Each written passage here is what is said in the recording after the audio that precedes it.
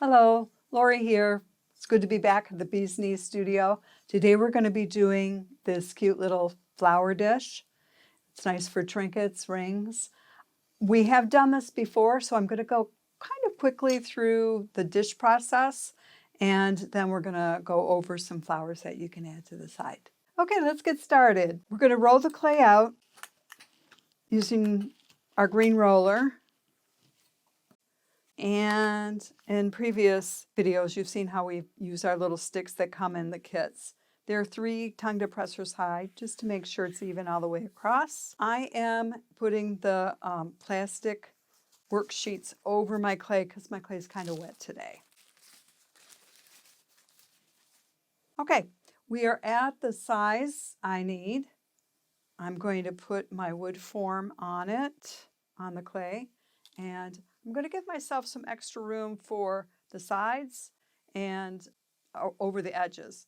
And I'm just going to come in and do a rough cut, just so I'm not working with a lot of clay.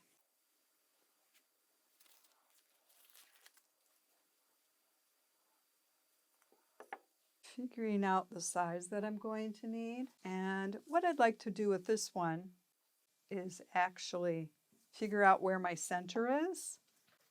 Let's see. And then I'm going to use this cute little stamp set.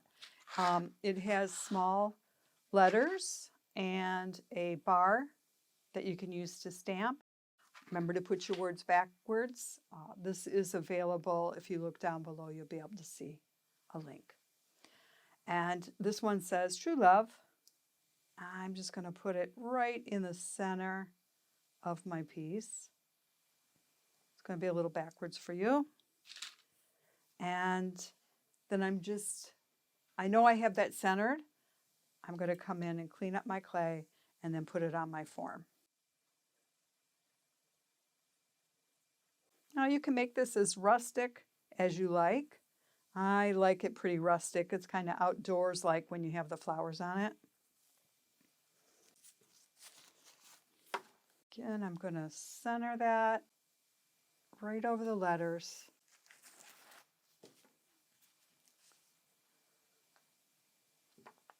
I'm going to pull the clay up to the edges. I'm not pushing it down, I'm pulling it up. And again, we have another video that shows this in a little more detail. So I'm just smoothing it out. With the tongue depressor, I'm going to compress the clay.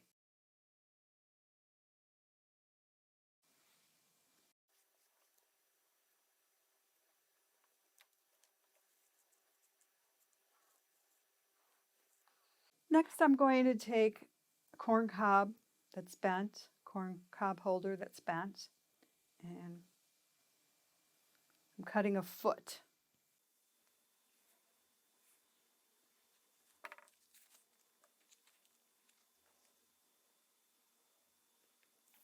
My clay is very wet, so I just can take the clay and put it right on my piece.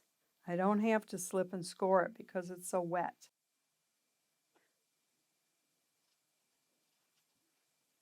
Angle cut. Blend it together.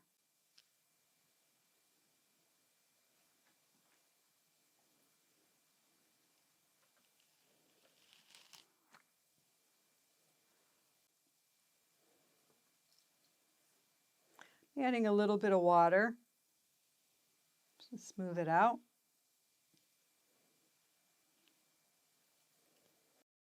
Take the end of my pin tool. It's a knife, and it will get in the corner crevices.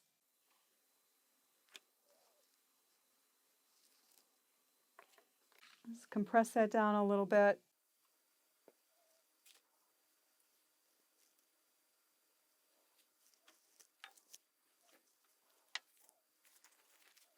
I'm going to take the whole thing and put it right on top of this paper cup.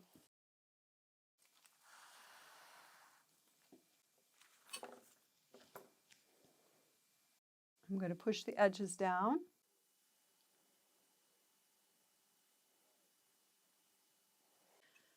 And taking the tongue depressor again, this time I'm going to use it and find the edge and cut the extra right off. You can turn your cup.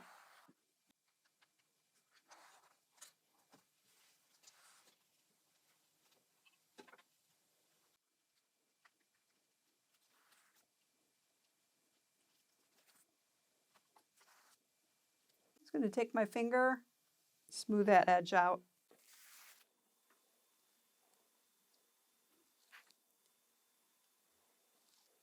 At this point, we're going to let it dry a little bit.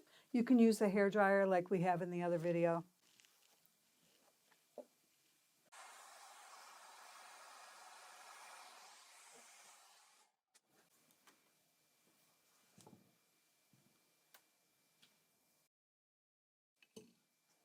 Okay.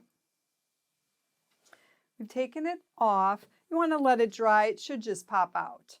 I'm a little anxious to keep going, so we did pop it out. I gave it a little bit of help. Now we're going to dry the inside just a little bit. You can see it's shiny. We're going to get rid of some of that water.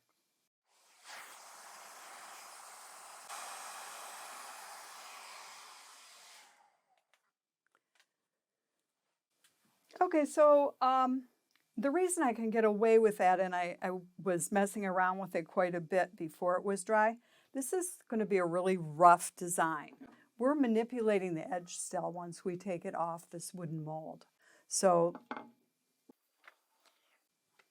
because there's going to be the ruffled edge, it doesn't matter. This can be misshapen.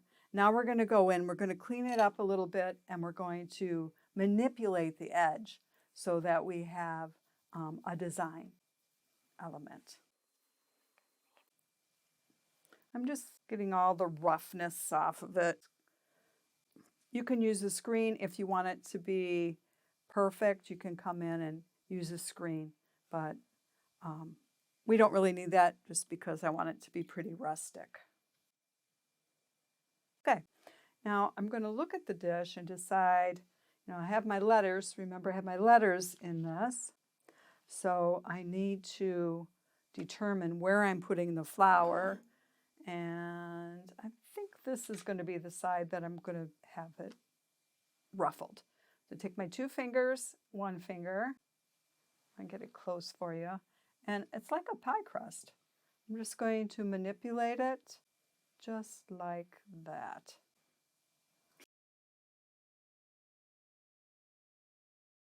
Two fingers, 1 finger, 2 fingers, 1 finger. You're just doing a little bit, just like that. You don't want to leave enough room for your flour, of course.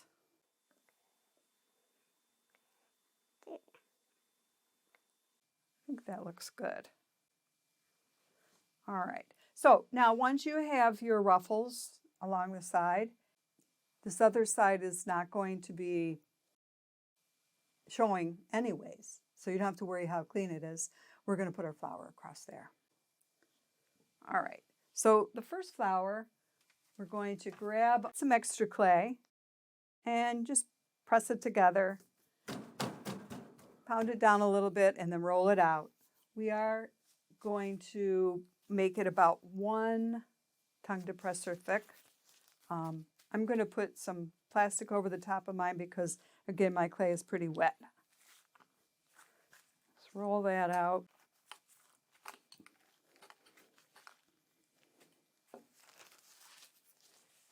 Make sure it's about 1 stick thick. Looks pretty good. I'm going to put the plastic back over it and roll over those 2 sticks. And there we go. I did cut a template. Just want to make sure that fits. And then I'm going to take my pin tool and just trace the outside of that. It doesn't have to be exact. It's just giving me a simple shape to work with. No 2 calla lilies will be alike. Okay. So this is going to be the flower part. we're also going to have, we also have the stem, and we also have the stamen. So those are the parts we're going to work on, and that'll be coil work. So the outside petal is slab work, and this is going to be coil work.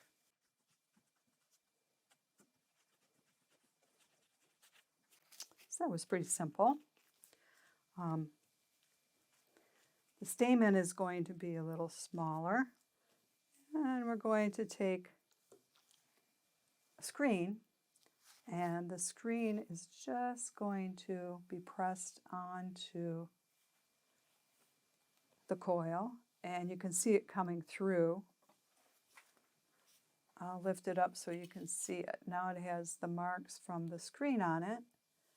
That's the part that's going to show for your stamen inside your piece. Okay. Now this part is going to be put together. I like just to thin out the edge a little bit so it almost looks paper thin along the edge. Just pressing it down. I just kind of take a look at it, and it is going to be rolled up. So how it best looks, I can determine how I want it to be. So open that up like that. I kind of like that. So that's what we're going to go with. I'm manipulating the edge of the clay.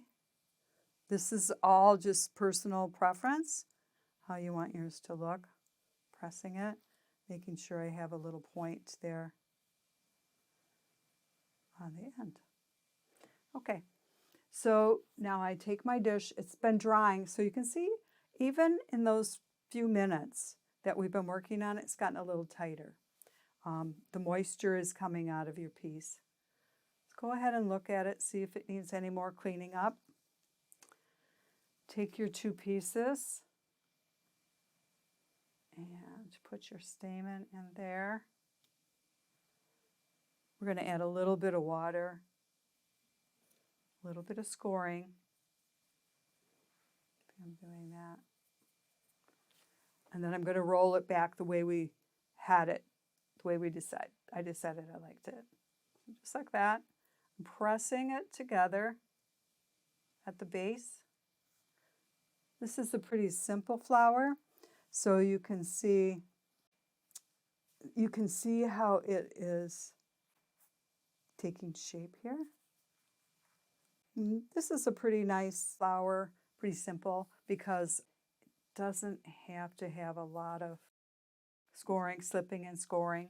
We can just place it right on and gently score the edge, and then put a little bit of water there and just place it on and press it down. Now you can see my piece. I can determine where I want it to stop. I'm going to take it and put it right under. It's just going to kind of fall under the edge and disappear. I'm going to take my finger and let it go right into the edge there. I can check my edge to make sure it's the way I want it to be. And then take my fingers. I'm going to take my fingers and just clean up those edges. And the edges are paper thin, so they're drying out a little bit and cracking. So I'm just going to add a little bit of water. And there's our calla lily. Now, if you would prefer a different type of flower, I have a real simple rose that we can do. I'll give you some instructions on that real quick. Grab some more clay.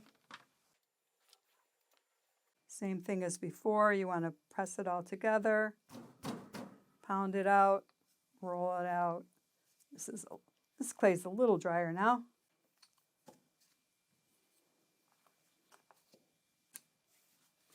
I'm going to grab that top piece and we can roll it out a little faster. Now again, you want this to be about, I like it to be about 1 tongue depressor thick. So we're going to put a tongue depressor on each side and roll it out.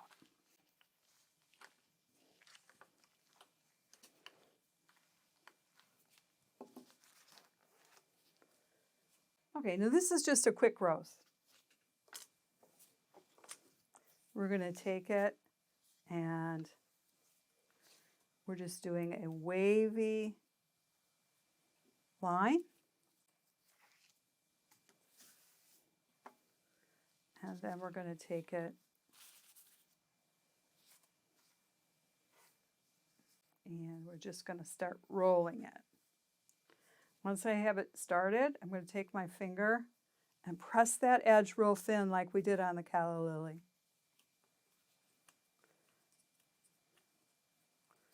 Now, if you like, you can go in and pinch a point on each one of those.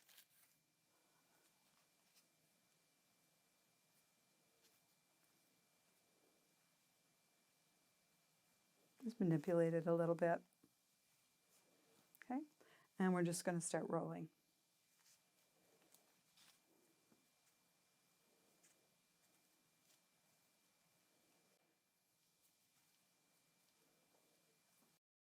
And it started, it makes a cute little bud on, or you can start opening it up. You just manipulate it with your fingers again. And then I'm going to pinch it. So on one end I have the leaves, and on the other end I'm pinching it into a bud. Now with this one you might want to have some leaves. So you just take a leaf shape. And again, I would just do a basic. Again, I want this to be kind of rustic. So you can just take a simple cut, press the edges so they're paper thin again, and then make some score lines.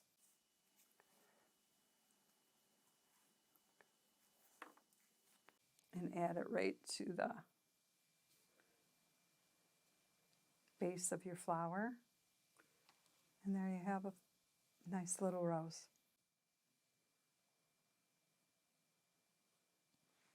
So here are a couple ideas for you to make a cute little flower dish. And the next thing we're going to do is pull together our paints, let this dry a little bit, and we'll come back and put color on it. See you soon. Okay, so now you should have had some time for your piece to dry. It should be what we call leather hard. And that means you can see it's not moving when I touch it. It's pretty much stuck in the shape. It's also, most of the water is now coming out of it. You can take a sponge and clean up some areas if you want. You can take that screen that we talked about before and clean up some areas if you like. Be gentle with your flour because we did make it very thin. So if you're getting some cracks, go ahead and add some water if you need to. But basically, you should be able to pick your piece up. It should be dry enough to be able to do that and nothing moves on it. We're going to go ahead and paint. We are using Mako paints. We're using Stroke and Coat Dandelion, which is the yellow color for inside of our flower. We're using a foundation, which is called Milk Glass, on the flower portion, the white flower portion. So we'll use the Milk Glass on this. And then we're going to be using an element on the inside of this plate. Now, of course, you can use whatever colors you want. Those are the types of glazes I'm using. They all work pretty well together. There are separate pieces, so the glazes aren't going to be interacting with each other. I'm going to move this out of the way and we're going to get started. I am going to start right with the element. that we have. And I'm just taking a brush that you will find in your kit. So I'm using the same brush that will be in the kit. You can use whatever brush you have at home. When you're putting your elements on, you want to be sure the glaze is well blended, mixed together, and that you're gliding the color on. So I have quite a bit on my brush, and I'm gliding it on. Be generous with your paint so it just goes on smoothly. You don't want to hear your brush dragging or feel your brush dragging. I'm going to do 3 coats of this element glaze and then come back and show you the rest. So remember, you're doing the elements glaze 3 times. This is my 3rd time. You let it dry in between each one. When it's dry, that means that it's not shiny. It's not shiny, go ahead and put another layer on.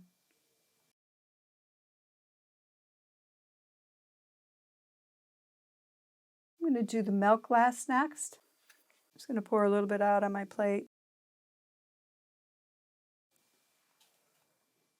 This is a little more detailed work for the flower, so I don't want to get it on my bowl.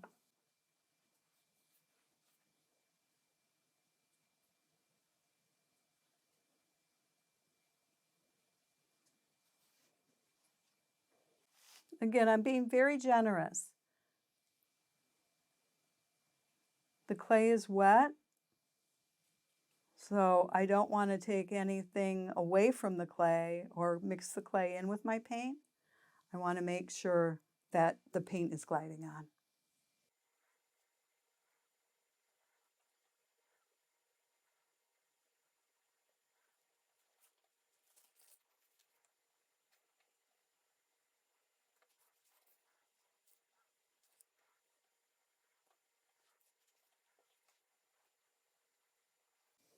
Okay, after you have your 3 coats of your milk glass white, we're going to switch over to our yellow color and go in and do the stamen inside. So I'm just going at it backhanded so you can see it. And I'm just touching that stamen. Just like that. I'm going to do 2 coats of the yellow. It doesn't need to be real dark, unless you want it to be. Go ahead and look up what Keller lilies are and the colors that you want. They are all different colors. I just thought the white was very pretty with the element glazes that we're using, kind of the greenish blue color here. I also use something called Cascade. It's a white Cascade, and you take this and you're going to take this Cascade, make sure it's mixed up really nicely, and you just take it on the edges of your piece. And this will make the white dripping color that you see out along the edges of this plate. Now, it's personal preference if you want to add this or not. I think it's pretty as it's dripping down into the bowl. I'm just patting it on the edges.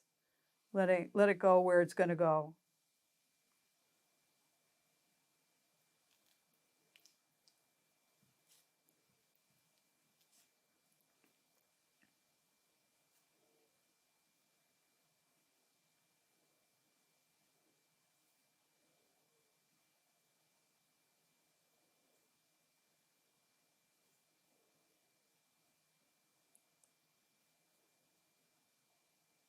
Put a couple coats of that.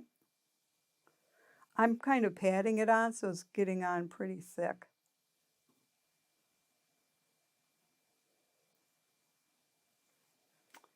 It's as simple as that. Let's make sure our stem is painted.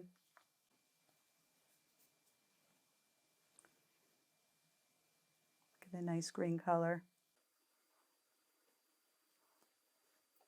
And you're all set, just like that.